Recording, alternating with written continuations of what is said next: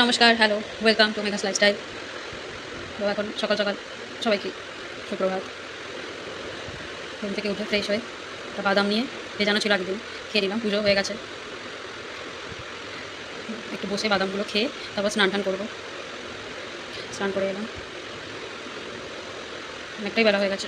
কাজ করতে করতে সব পরিষ্কার করে ঠরে তারপর স্নান করে যে ঠাকুরের কাছে একটু ধূপকাঠি দেখিয়ে পুজো তো হয়েই গেছে সকালবেলা।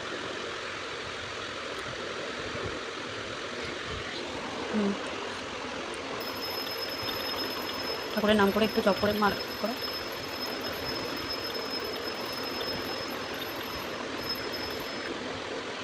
সবাই কেমন আছো জানিও, আমার পেজটাকে ফলো করে দিও।